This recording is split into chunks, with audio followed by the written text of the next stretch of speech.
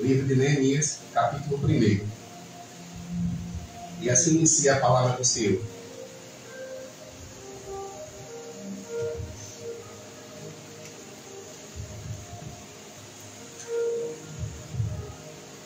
As palavras de Neemias, filho de Acalias, no mês de Quisleu, no ano 20º, estando eu na cidadela de Suzã. Veio Anani, um de meus irmãos, com alguns de Judá. Então lhes perguntei pelos judeus que escaparam e que não foram levados para o exílio, acerca de Jerusalém.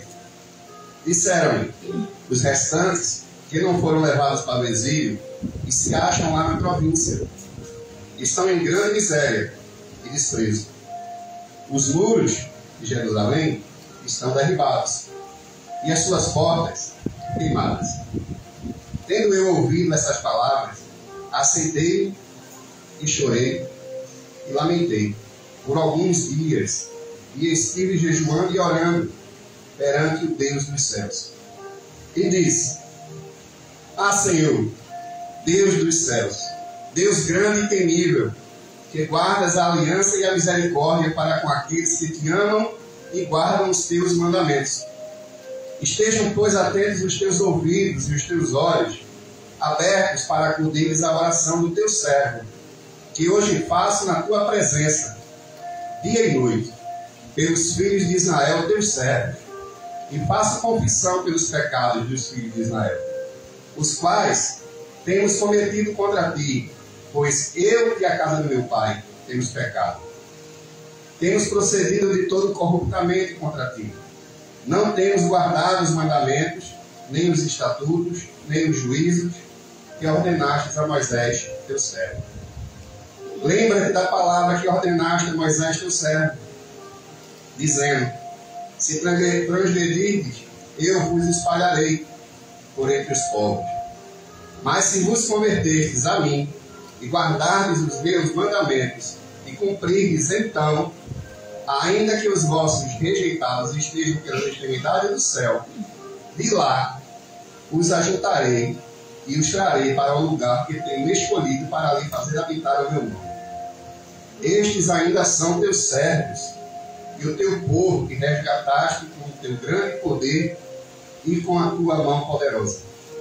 Ah, Senhor, estejam, pois, atentos os teus ouvidos à oração do teu servo e a dos teus servos que se agradam de temer o teu nome. Concede que seja bem sucedido hoje o teu servo, e dá-lhe mercê perante este homem. Nesse tempo eu era copeiro do rei. Glória a Deus. Aleluia.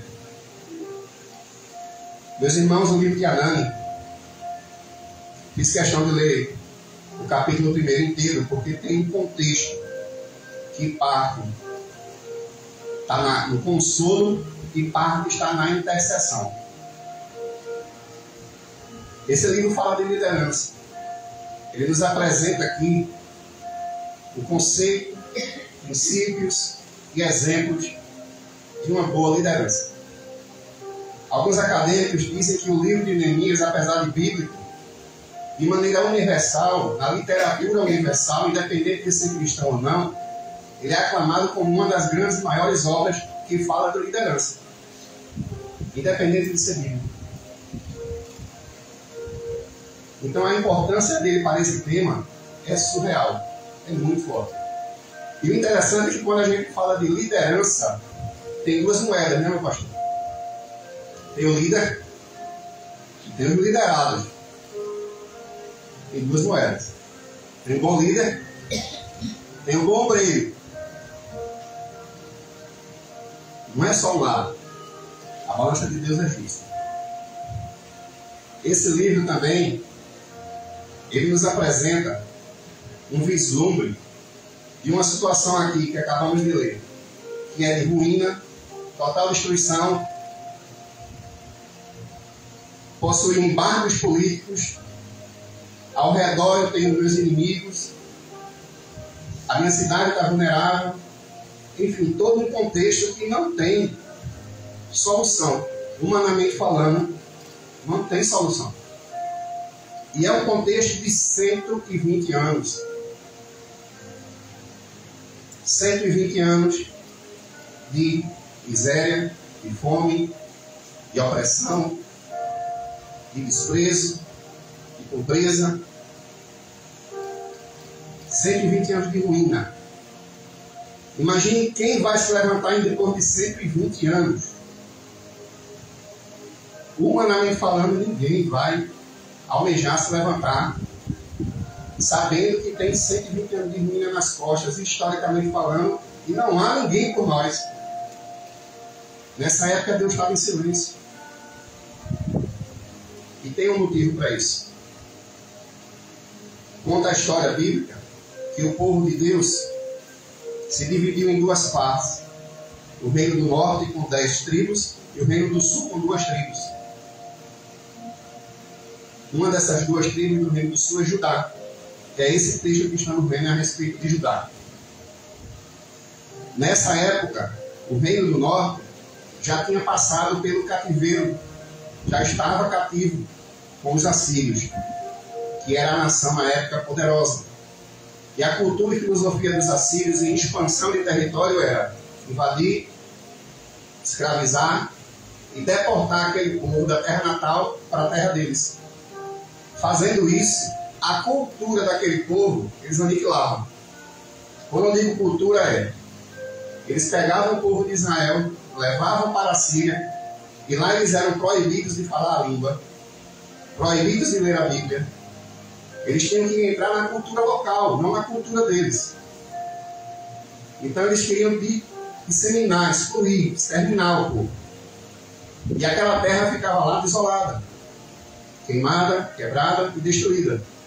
Era assim que o povo assírio se via como o possessor do mundo. E era um império poderosíssimo, né? Nessa época, vários impérios foram crescendo. Cresceu o egípcio, cresceu o sírio, e aqui cresceu e se fortificou e se emancipou pelo mundo inteiro, quase, o assírio. E ele chegou a Judá.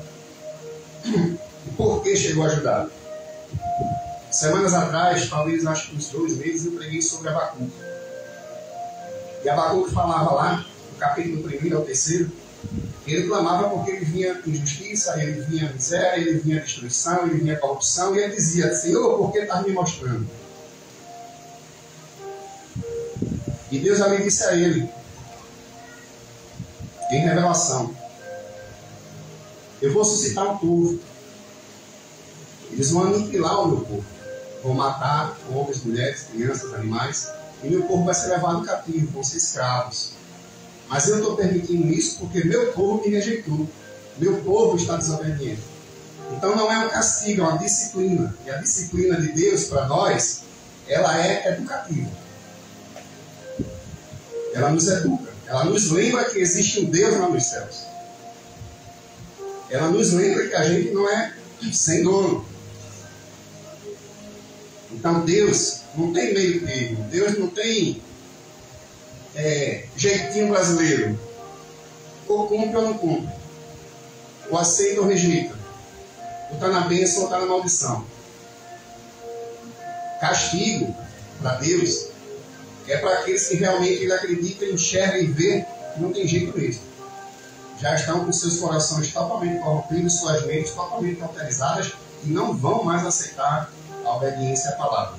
E eles nos abandonam, diz a palavra em uma das cartas de Paulo. Ele nos abandona às suas paixões infames. E para aqueles que Deus enxerga que ainda tem no coração algum temor que está lá escondido, ele desperta esse temor. Para que a gente volte a dizer, a gente volte a lembrar que nos céus tem um Deus. Aleluia. E que a gente não veio do nada. Como ensinado nas escolas, a gente não veio do macaco. A gente tem dono. E esse dono, ele é tão soberano, ele é tão grande, que às vezes eu fico pensando lendo a Bíblia. A Bíblia diz que ele conhece todas as estrelas. Se você avaliar todas as estrelas, são mais de 300 trilhões de galáxias. Eu não estou falando de estrela. A gente vive num universo. Imagina 300 trilhões de universos. Ele é criador de todos. E conhece todas essas estrelas. é algo muito surreal. Não tem como, não tem dimensão. Não tem dimensão. Até a oração do Pai Nosso. A gente não simplesmente começa a oração. Pai Nosso que estás no céu. Santificado o teu nome. Venha a nós o teu reino.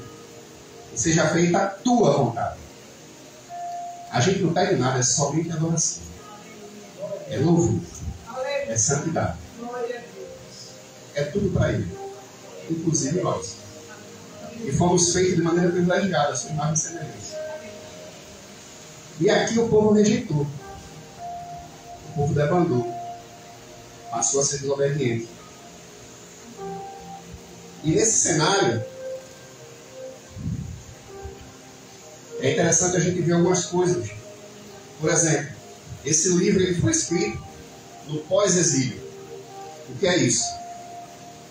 Um outro império, que é o persa, cresceu muito e destruiu o assírio. E destruiu o babilônio. Perdão.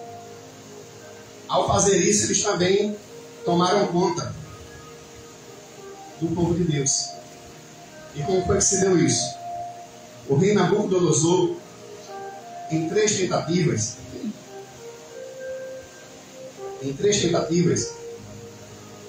ele fez alguns cercos ajudar.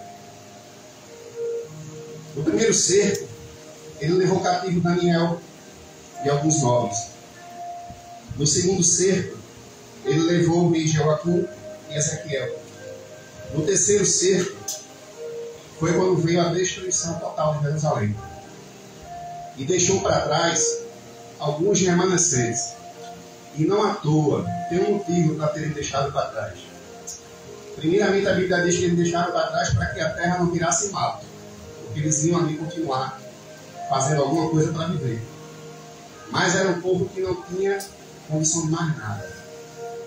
E é tipo assim, uma testemunha do meu poder. Para que outro império não chegue, que outra nação não chegue. E quando a gente lê esse início, nos apresenta isso. Nos apresenta isso de que forma? O livro não foi escrito por Neemias. A história é contada e narrada por Neemias. Mas a primeira linha diz o seguinte: as palavras de Neemias, no versículo 1, significa dizer que não foi Neemias que escreveu. Quem escreveu esse livro foi Esdras, que é um livro antes. Esdras foi o autor que compilou todas as informações históricas dos 4 livros do pós-exílio. Primeiro e segundo Crônicas, o próprio livro Esdras e Neemias. Esdras ele compilou os 4 livros. Ele foi o autor do seu e compilou os outros 3. O que ele compilou? Ele investigou como se fosse um historiador. Por exemplo, no livro de Neemias, ele usou as memórias de Neemias. Neemias tinha narrado suas memórias em documentos. E usou as cartas reais, que eram as cartas enviadas de um reino para outro, de uma nação para outra. E a língua oficial para essas cartas era o aramaico. Quando um rei mandava uma carta para outra nação, ele tinha que usar o aramaico, e vice-versa. Então essas cartas, esses documentos, ele teve acesso. E com esses documentos em mãos, ele escreveu o livro de Neemias. Então o autor, escritor, Esdras, que compilou todo o material. Mas quem editou tudo, ele deixou tudo documentado, tudo historicamente guardado, foi o próprio Neemias.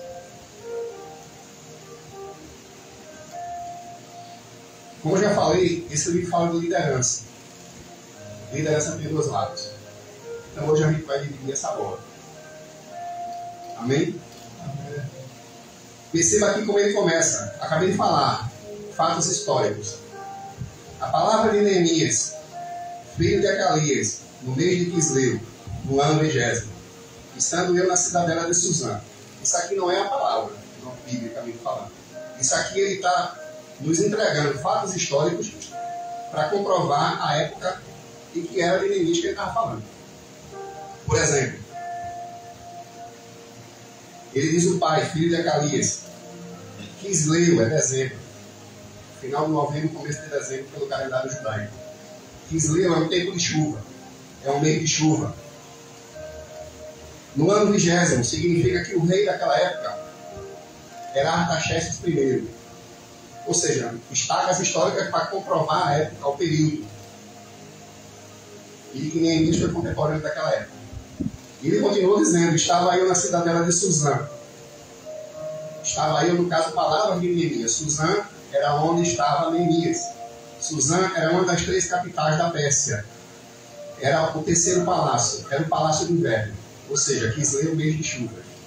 E lá estava o rei Artaxerxes. E ele era copeiro do rei. Copeiro não é um garçom qualquer. Naquela época, como havia muita conspiração, ao beber o vinho e ao comer, antes, o copeiro vinha na frente e consumia. Ele dava uma picada na taça e comia uma pequena porção daquele alimento. Se ele não morresse alimentado.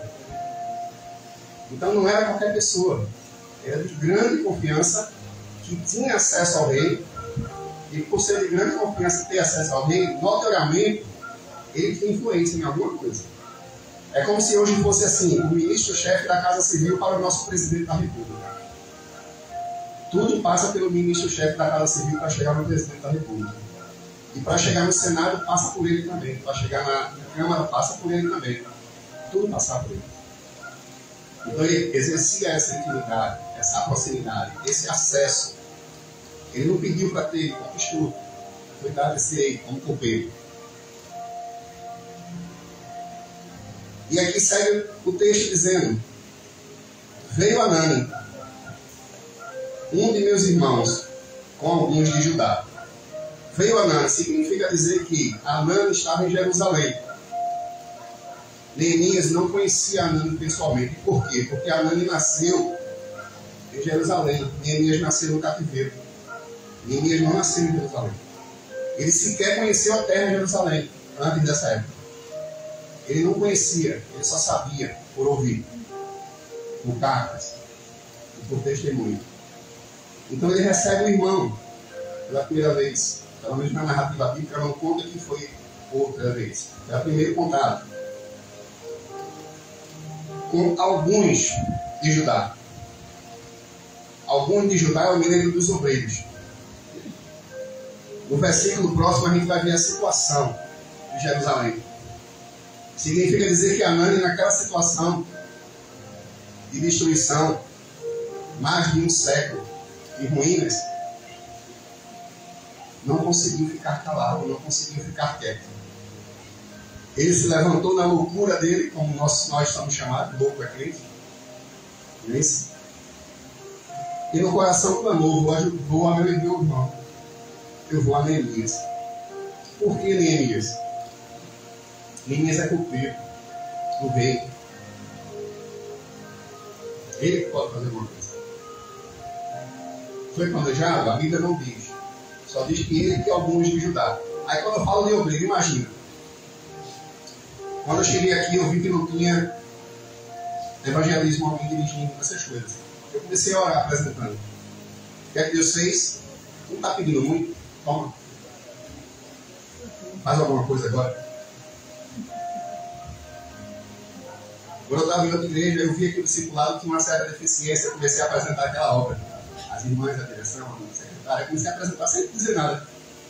6 meses depois, o pastor me chama: irmão, quero falar com o senhor quando acabar o culto. Lá vai eu. Pois não, pastor. Algo me impede de assumir o professor do discipulado? 6 meses apresentando. O que é que Deus fez? Vai lá, faz alguma coisa. Amém. Clama no coração de Anani aquela situação. Essa viagem de Anani, para vocês terem ideia, são 1.500, 1.600 quilômetros, segundo a geografia bíblica. É como a gente sair daqui para Brasília. Daqui para Brasília. Naquela época, uma viagem de 4 meses, em cima de um camelo ou um jumento. Diz a Bíblia que eles se juntam a uma caravana. Em caravana dos meses. Pela geografia bíblica e o transporte da época, carroça. Mas o animal continuava o mesmo, camelo e jumento. Então, mesmo sendo carroça, quem vai achar é um animal lento. Então, 4 meses em média. 1.600 quilômetros, 4 meses na estrada para levar uma notícia de ruína. O que motivou esse homem a fazer isso? Eu, quando li esse texto, eu fiquei pensando assim, eu já presenciei. Alguém dando sangue na obra, aí alguém que não faz nada fazia melhor. Está tudo errado. Não sai do canto, não levanta da cadeira, ainda quer apontar pelas costas. Por isso que eu disse, esse livro trata da liderança, mas a liderança tem 2 lados. Tem o obreiro e tem o líder. E não se engane, tem muito disso na igreja. Não era para ter, mas tem. Está cheio. E uma coisa interessante, em Neemias ele era copeiro. Copeiro, por natureza, exercia uma influência no rei pela proximidade e pela intimidade, e pela confiança que o rei tinha. O que é que o líder faz? Ele influencia. O que é que o nosso líder faz aqui? Ele nos influencia a quê? A seguir a Deus, a obedecer a palavra, a escutar, praticar e viver aquilo que ele acabou de ler para nós aqui no início do culto, de maneira expositiva, explicando versículo a versículo. Ele nos influencia. E porque a gente crê em Deus e acredita nele, que é o nome de Deus.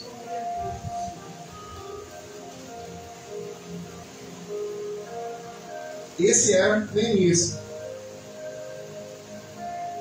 O interessante é que hoje tem gente que vive em status. Tem posição, tem cargo, mas não exerce o cargo. Não lidera, não influencia, só critica, só fala mal e não se mexe no canto. E tem gente, meu pastor, que não tem nada, mas dá o sangue na obra. Por isso que eu digo, para que título? Para status. Ser cristão hoje virou título. Só isso já é status. E a mãe aqui não tem status nenhum. Não tem status nenhum. E ele levou alguns, ou seja, aqueles loucos como ele que acreditaram na viagem. E seguiu o caminho. 4 meses em cima de um jumento, de um camelo numa carroça. Vamos daqui para Brasília. Hoje a gente tem terra asfaltada, na época creio que montanhas, vilarejos, morros. Não era como hoje. E continuando, ele disse que veio meu irmão e alguns de Judá. A atitude de Neemias. Fiz uma pergunta para eles. Eu então lhes perguntei. Alguém aqui já percebeu que quando fico na porta e vocês perguntam como vai, eu não digo que estou bem? E antes que vocês perguntem, eu já cumprimento dizendo que bom, minha irmã, hoje eu estou melhor ainda que eu estou vivendo agora. Antes que perguntem se eu estou bem. Eu já vou dando glória a Deus pela sua presença porque chegou. Alguns aqui eu acho que vão lembrar ou perceberam. E aqueles que ainda perguntam como é que você está, eu digo melhor hora vivendo. Glória a Deus pela sua vida. Chegou. Que eu sei que a luta é grande. Por que eu faço isso? Quando a gente pergunta, a gente se torna responsável pelo que a gente vai ter de resposta. Por que eu digo isso? Apresentei a Deus 3 meses o evangelismo nessa igreja. Foi o que Deus fez? Toma. Na outra igreja apresentei a Deus 6 meses o discipulado da igreja. O que é que Deus fez? Toma. Quando a gente apresenta ou pergunta, a resposta que a gente tem que tomar cuidado, porque possivelmente vai ser um chamado de Deus. Possivelmente vai ser um chamado de Deus. E aí fica aquela pergunta: você está preparado para o chamado que você está clamando a Deus? De maneira, talvez até inconsciente. Ele quando pergunta, veja a pergunta: como vão aqueles que escaparam, ou seja, não morreram? E que não foram levados ao exílio acerca de Jerusalém? A resposta que ele teve, uma resposta de 4 bases. As 2 primeiras bases acerca do povo e as duas das bases, os pilares, acerca da cidade. E disseram, no versículo 3, os restantes que não foram levados para o exílio se acham lá na província. Primeiro, Jerusalém já não era politicamente existente, era província, deixou de ser nação, deixou de ser tribo. Já perdeu esse direito. Estão em grande miséria e desprezo. Grande miséria, situação de extrema pobreza. Ou seja, o cerco babilônico invadiu, matou os animais e levou outros. Não deixou nada. A agricultura foi usurpada, os animais foram usurpados, as famílias foram assassinadas, os homens de guerra e as mulheres mais fortes foram levados cativos para serem servos. As crianças foram mortas, enfim, tudo foi destruído. Grande miséria, extrema pobreza. Mas não é só extrema pobreza, meu pastor. Ele continua dizendo, e desprezo. É tipo assim, não tem nada com isso. Indiferença. E quem é que tinha esse desprezo por eles? Além do povo de Deus que estava no lado norte, que era Israel, que era Samaria.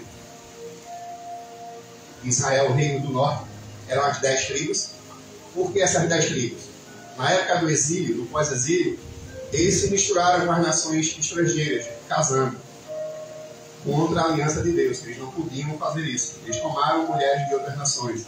Então virou elas viraram um povo misto. E foi misto de duas formas, em raça e na religião. Eles passaram a abrir mão de Deus, Deus de Israel, e começaram a adorar os deuses das nações que eles estavam pegando como esposas. Então, ao redor de Judá, tinha inimigos. Ele continua dizendo, estão em grande miséria e desprezo, e os muros de Jerusalém estão derribados. A minha versão chama derribados, algumas derrubados, destruídos, em ruína, dependendo da versão. Ou seja, destruído a muralha da cidade. O que é que isso tem de tão pesado? Significa dizer que a cidade não tinha segurança. Ela estava vulnerável. Eram 120 anos de ruína, 120 anos sem comércio, 120 anos de fome, grande miséria, 120 anos de grande desprezo. As nações ao redor não estavam nem aí o que estava acontecendo com eles. Nem o próprio povo de Deus, que era o reino do norte, 10 tribos. Não estavam nem aí. É uma indiferença total. Tem nada com o que está passando. Então, cuidado quando você pergunta se a pessoa está bem, porque quando ela responde, você se torna responsável pela situação dela. Creio eu que quando você tem a resposta, Deus vai te cobrar. Você não está sabendo, vai deixar? Eu passei por isso com um amigo da Assembleia de Deus que se iniciou e voltou para as drogas. Eu soube que ele estava nas drogas, fui visitar ele. A gente se encontrou, conversou, ele me recebeu, mas ele não voltou naquele momento. Mas como era um amigo, foi uma conversa saudável, sem problema nenhum. Ele até nem quis me receber, porque ele fez da casa dele um ponto de luta. Então ele mandou eu ficar fora, para botar todo mundo para fora, limpou a casa toda, fiquei quase 10 minutos no sol para ele fazer essa correria toda para eu poder entrar. Eu respeito que ele teve ali. Ele não quis que eu entrasse na casa dele que estava. Com droga espalhada pelo chão, caixinha e tudo mais. E aí eu entrei, e a gente começou. E ele não se voltou. E eu fui para casa. Passou uma semana mais ou menos, Deus me encobrou uma coisa. Eu sonhei com ele no caixão e uma voz no ouvido. Vai esperar o caixão?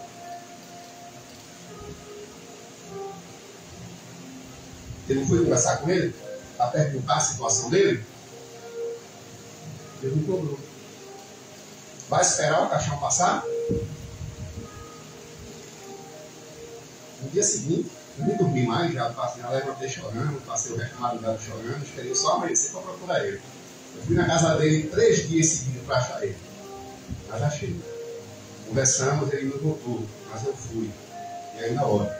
Mas ele me fez um pedido que eu não fosse mais lá, porque ele escolheu estar ali. Tive que respeitar. Nunca mais fui, mas vejo ele diariamente na rua. Se abraça. E estou orando por ele até hoje. Mas ele me pediu, não venha mais não. Aqui não tem lugar para você não. Não posso ir ali. Não pedi permissão mais. Mas eu obedeci. E estou fazendo agora o quê? A segunda parte do líder. A primeira parte é um líder que consola, que ajuda, que estende a mão, que resolve o problema. E a segunda parte é que além de resolver, intercede. Esse é o bom líder. Ele consola e ele intercede. Mas esse também é um bom obreiro. Que recebe o consolo e também recebe a intercessão. Porque tem gente que não quer receber, não. Fica bem largado. Ele continua dizendo aqui o seguinte: derribados estão os muros e as portas queimadas. O significado das portas é o seguinte: na época, a cultura deles diz respeito que aonde era que se aconteciam os julgamentos, aonde os juízes atuavam, não existia tribunal, não existia casa específica para isso. Não foi determinado pela lei de Moisés que os juízes iam atuar nas portas das cidades. Se não tinha muro e não tinha porta, não existia sistema jurídico, não existia juízes. Se alguém roubasse, ia ficar no prejuízo. Se alguém fosse morto, não ia ter ninguém que corresse atrás. Ou seja, era uma cidade que não tinha justiça, eles estavam expostos à injustiça totalmente, estavam em miséria, de fome, não tinham nada na terra deles. Imagina essa desolação que o Império Babilônico fez com eles. 120 anos. Anani, no meio desse cenário, eu não consigo entender isso não, sinceramente, eu estou pregando, mas é difícil de entender. Nesse cenário, ele toma força, ele não se sabe de onde, só de Deus, isso não tem como.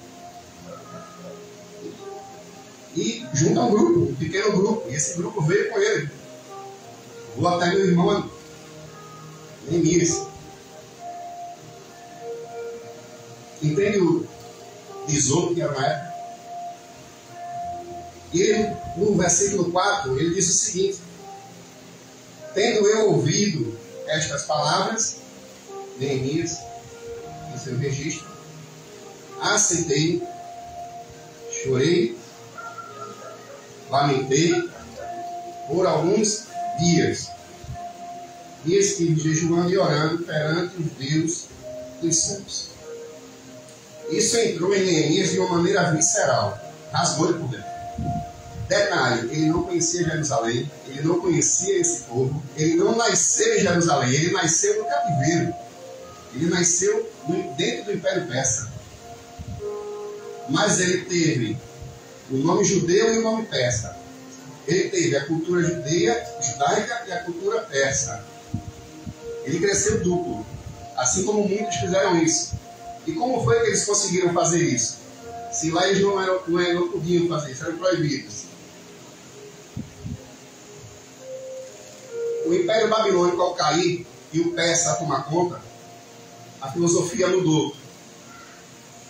O critério do Império Persa era que eles queriam paz na terra para poder ficar mais ricos. Eles queriam cobrar impostos. A filosofia era invertida, não era destruir, era prosperar. Então o que é que eles fizeram? Eles utilizaram a religião e o sistema judiciário para fortalecer cidades que antes tinham sido destruídas pelos assírios. Vê como se encaixa no plano de Deus. Judá desobediente, Jeremias profetiza, Daniel profetiza, Ageu profetiza, Zacarias profetiza. Deus usou quase 7 profetas para repreender o povo, e o povo não aceitou, não se arrependeu. E Deus anunciou o cativo. Mesmo assim, mesmo com o cativeiro anunciado, não se repreenderam, não se arrependeram. E Deus não teve jeito. Aí vem aquela situação: castigo e disciplina. Tem hora que a gente só sente a resposta de Deus, desculpa dizer, mas na porrada. Tem hora que Deus fala manso, porque a gente está obedecendo. Tem hora que Deus dá um saculejo, porque a gente está meio inerte, está dormindo, está sonolento, está se desligando da obra, mas está fiel, só está um pouco desligado. Mas tem hora que a gente se rebela. Aí Deus vai e usa o cajado, ele bota no pescoço e puxa. Tu vai e foge de novo da presença, desobedece de novo. O que era pecado vira iniquidade, porque vira uma sucessão de pecados, tu nunca para de pecar. Aí o que é que Deus faz? Agora arranca a ponta do cajado. A coisa vai aumentando. A coisa vai aumentando. E o povo não se arrependeu, veio no cajado. Então veio o cativeiro. E Deus anunciou para a repreensão e correção do meu povo. Diz a Bíblia que cerca de 50 mil aceitaram voltar. Os outros estavam tão acostumados na Pérsia e com os babilônios que preferiram ficar por lá. Ou seja, realmente apostataram da fé e aderiram à cultura a qual eles foram escravizados, cativos. Preferiram ficar por lá. E nesses 3 cercos, Deus é tão perfeito que foram feitos 3 cercos e para libertar foram 3 solturas. Na primeira soltura, quem liderou foi Zorobabel, no ano de 538 a.C. E nessa leva, com Zorobabel, que está no livro de Esdras, de 1 a 4, por gentileza.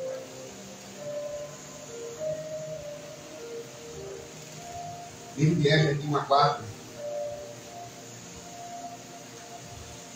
Que todo sobrevivente, seja qual for o lugar em que viva. Isso é o rei Dario falando, rei Pérsia.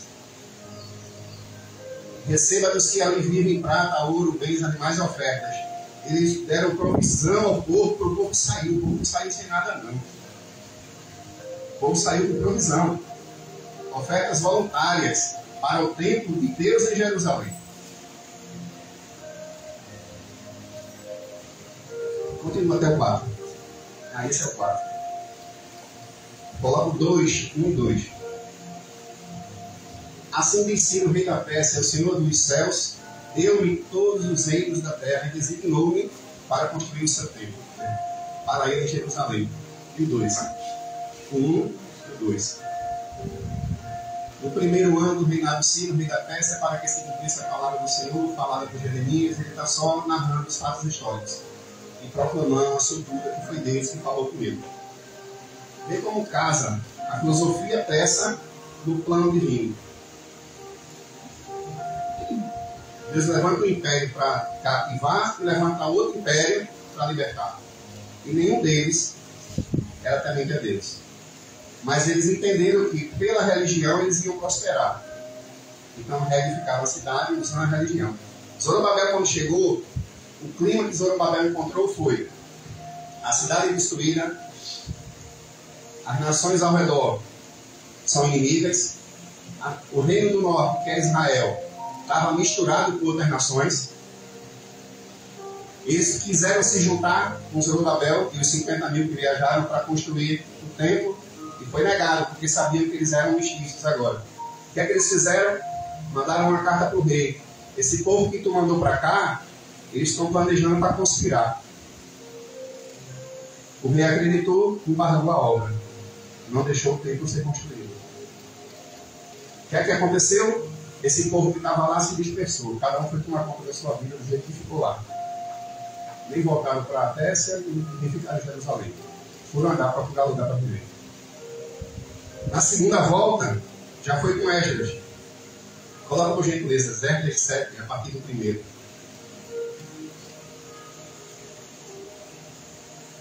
Depois dessas coisas, durante o reinado de Artaxerxes, rei da Pérsia, havia um homem chamado Esdras, filho de Seraías, filho de Azarias, filho de Ilquias. Vai continuar, beleza? Filho de Salom. Ele está dando aqui a genealogia de Esdras, porque Esdras era sacerdote. E ele está provando que Esdras era sacerdote por direito, que Judá só poderia ter sacerdote da família de Arão. Era de origem araônica. Filho de Salom, filho de Zadok, filho de Aitube. Filho de Amarias, filho de Azarias, filho de Meraiot. filho de Zerarias, de Uzi, de Buque. E agora ele chega no final. Filho de Abiúza, Abissua, Finéias, Eleazar e o sumo sacerdote Arão. Ele está provando em fatos históricos, pela genealogia, que Esdras tinha direito. Ele não estava sendo mandado para lá à toa.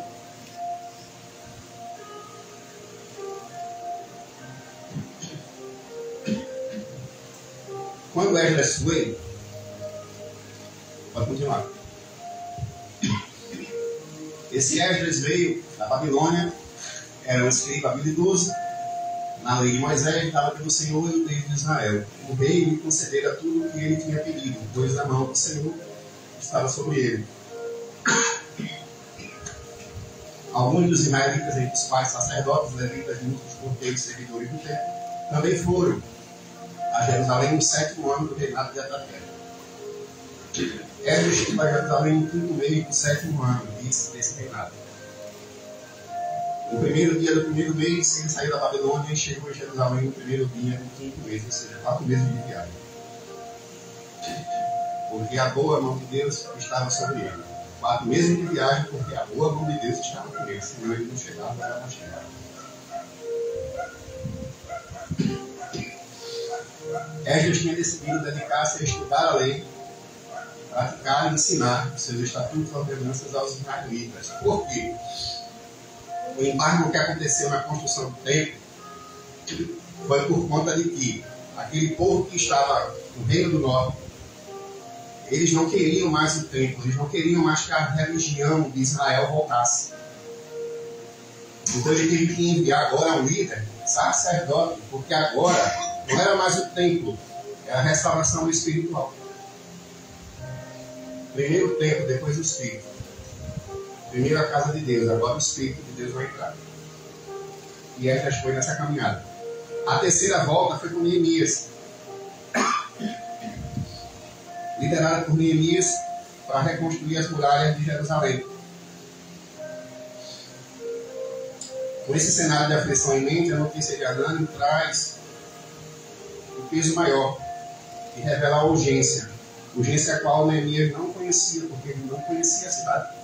Ele não era do lado.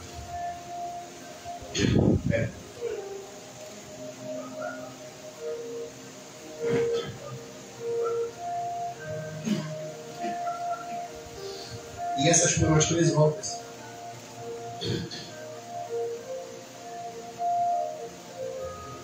Agora tem aqui uma pergunta para os irmãos. Essa posição de Neemias, quando ele soube da situação, visceralmente ele foi destruído por dentro, quando ele soube da situação. Extrema pobreza, desprezo, uma cidade sem segurança, vulnerável para ataques, não tinha muros, não tinha sistema jurídico, o povo estava exposto à injustiça, totalmente não existia. Não era nem corrupção, não tinha justiça. Se fosse assim, está corrompido, pelo menos justiça existe. Mas nem justiça tinha. Não tinha nem corrupção. Era injustiça, simplesmente. Se eu tivesse um tribunal, pelo menos eu dizia, está corrompido. Mas no tribunal tinha. Era a exposição total. E foi nesse cenário que Neemias levou a notícia. Se levantou, ele recebeu e decidiu falar com o rei. Mas antes de falar com o rei, ele prepara o caminho. Creio eu conscientemente. Por que conscientemente?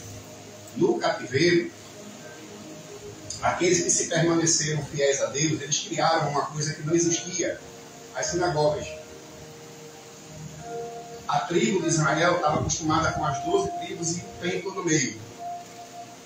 O templo foi destruído, não tinha mais templo, eles estavam em outra terra. Como é que eles iam orar? Como é que eles iam estudar a palavra? Como é que eles iam se reunir? Como é que eles iam adorar? Então eles criaram pequenos espaços para se reunirem. Ali foi instituído as sinagogas. Foi assim que nasceram as sinagogas. As pequenas casas, onde eles se reuniam em pequenos grupos para estudar a lei de Moisés. E assim eles conseguiram manter vivo 50 mil pessoas, fora as mulheres e as crianças. 50 mil homens. E esses foram os que realmente voltaram. Foram os que decidiram voltar. E tendo ele, sendo um desses que cresceu na sinagoga, conheceu a cultura, conheceu a religião, conheceu Deus, conheceu a língua mosaica, enfim, conheceu. Ele sabia o que estava fazendo.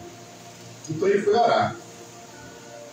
Interessante que na oração dele, eu vou pular no final da oração, ele começa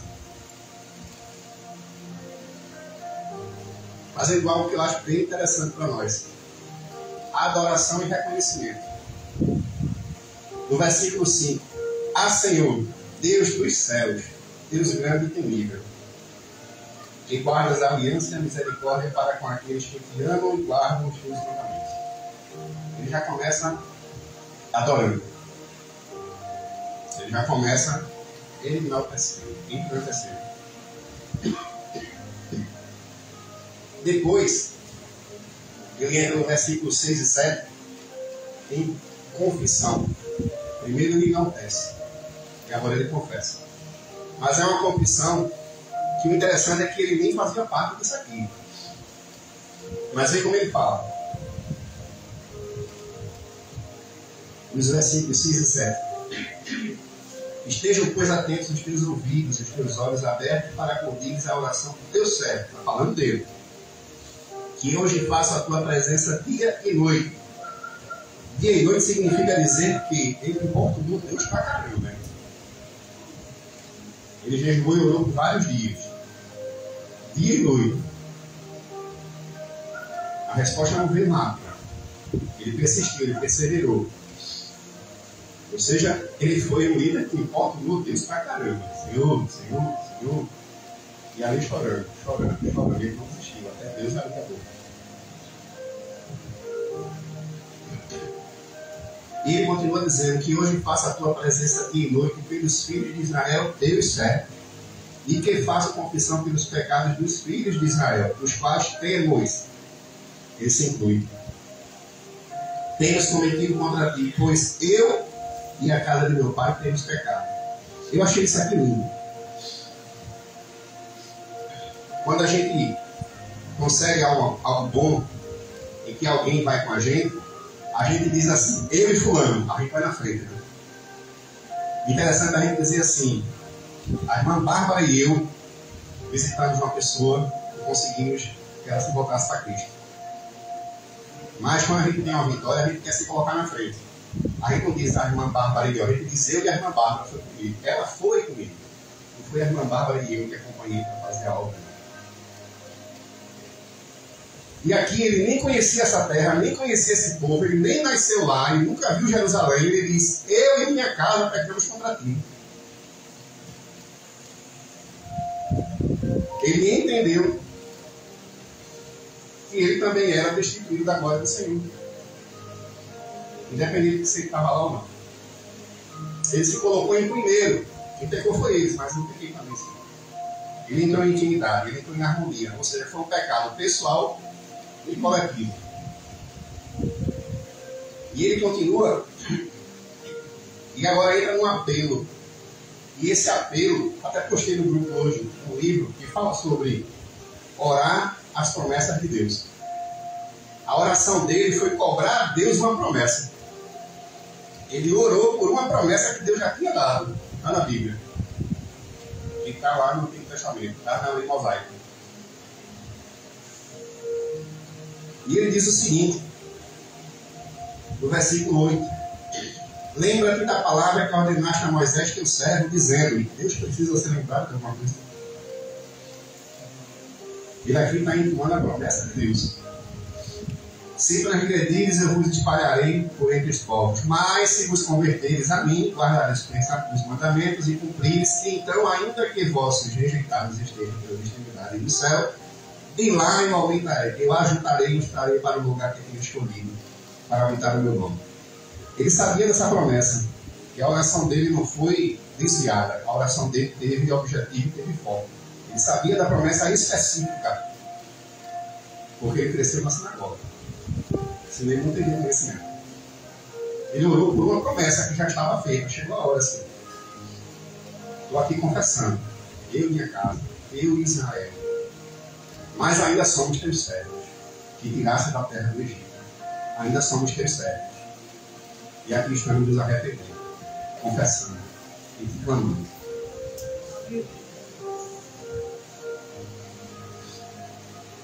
No 9, no 10, né? No 10 é que é interessante. No 10 para frente ele vira.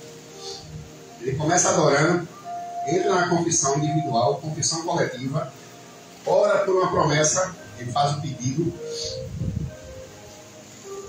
E no final ele apresenta um propósito. Entra o propósito dele. Até aqui ele não estava disposto, ele não estava declarando que queria viajar para resolver. Mas aqui ele apresenta o propósito. No final. Estes ainda são teus servos, e o teu povo que resgataste do poder, no 10. E no 11, para terminar. Senhor, estejam, pois, atentos os teus ouvidos à oração que teu servo e a dos teus servos que agradam de temer o teu nome. Aqui é o propósito dele.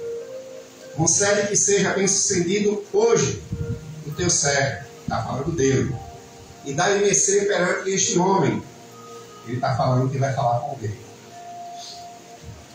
Mas ele sabe que o rei, para você falar, você tem que ter autorização para abrir a boca. Até a rainha, para falar, ela tem que sinalizar. O rei tem que apontar o bastão para ela poder falar. Ele, na oração, entendeu a mensagem.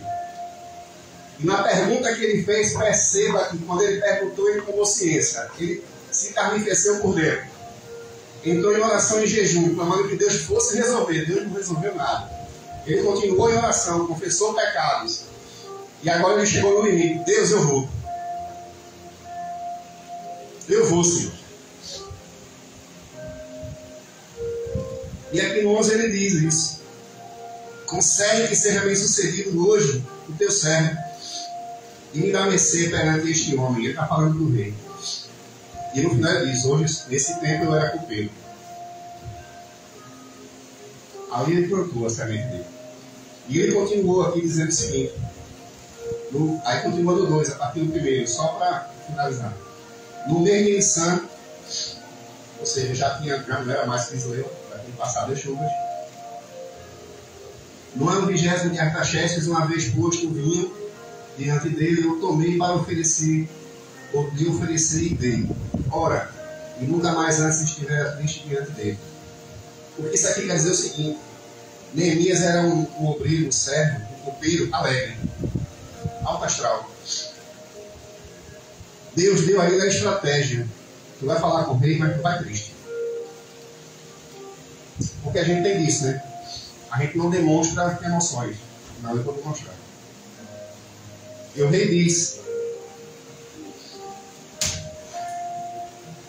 E o rei me disse no 2: por que estás triste? O teu rosto não estás doente. Tem de ser tristeza do coração. Então eu temi, porque ele sabia que não podia falar. Era proibido falar. E o rei agora estava indagando ele. E se fosse uma coisa que o rei não se agradasse, ele era morto ou preso.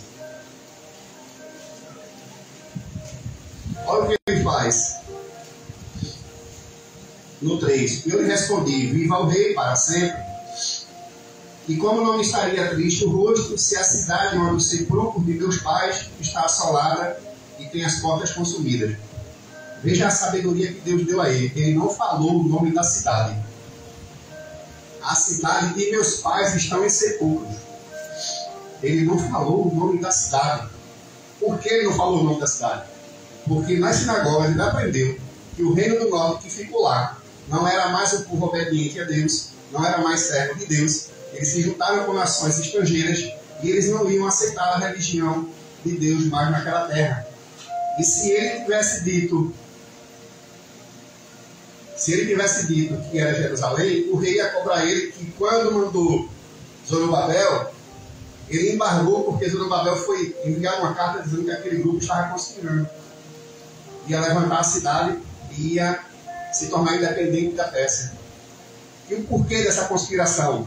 Por que desse interesse da tribo do norte não querer que Israel voltasse a ser, Judá voltasse a renascer? Israel é um centro de comércio. Tudo é dinheiro. Israel é um centro de comércio enorme. Só 2 tribos, mas era um centro de comércio enorme.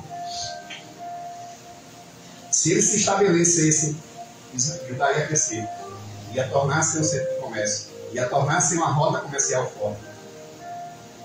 Enfim. E eles não queriam. Eles queriam do jeito que estava. Então veja a sabedoria que Deus deu a ele. Ele não falou. Primeiro ele chegou triste. E o rei disse: tu nunca fosse triste? Estás doente? E nesse momento, ele aproveita e diz: a cidade dos meus pais está em sepulcro. Ele não diz o nome da cidade. Ele sabia o que ele queria dizer.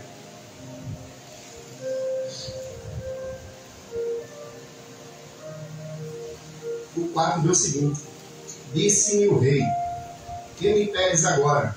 Deu a ele o direito de pedir. Então eu orei a Deus. Como é que ele vai orar a Deus? Eu estou na frente do pastor, falando com ele. Sim, pastor, eu quero uma coisa do Senhor. Diga agora aí, eu vou orar a Deus. Estou na frente do pastor, estou na frente do meu líder. Como é que ele fez essa oração?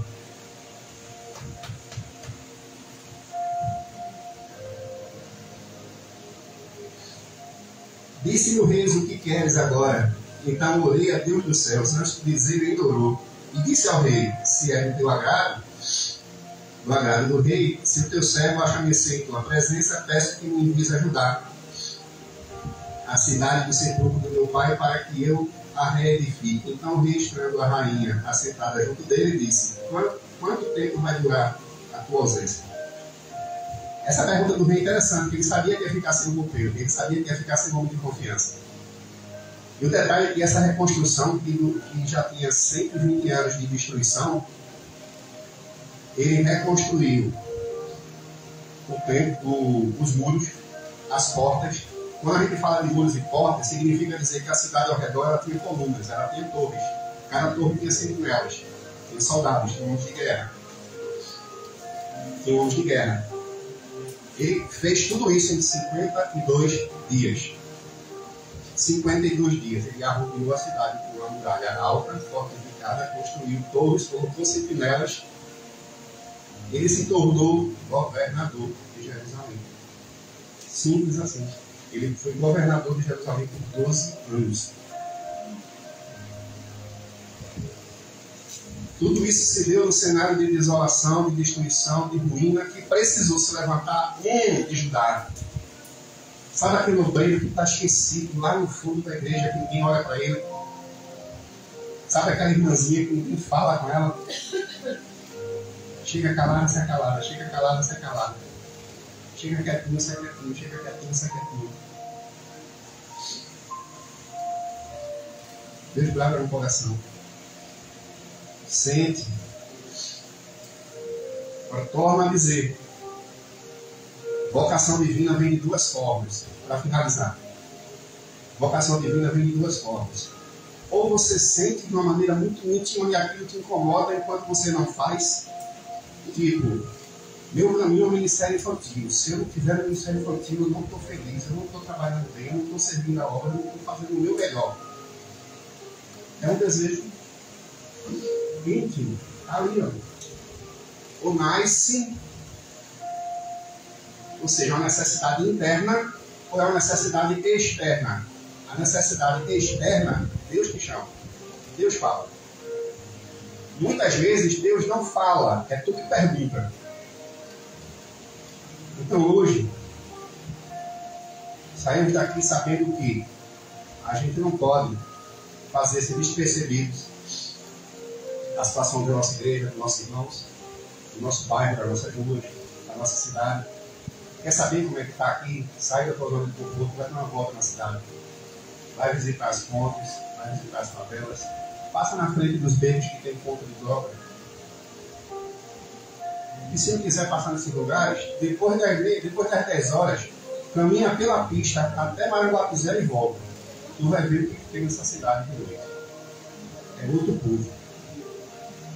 É outro povo. Tem um povo de noite e outro povo de dia. É outro povo. Gente que você vê de noite e de dia nunca viu. Gente que você vê de dia e de noite nunca viu. E eu creio que isso vai te fazer clamar.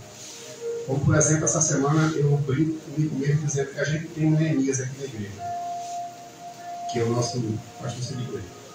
Temos um Neemias aqui na igreja. Ele não se cansa de correr na obra.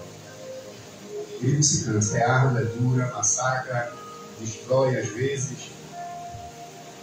É bem difícil, mas ele não se cansa.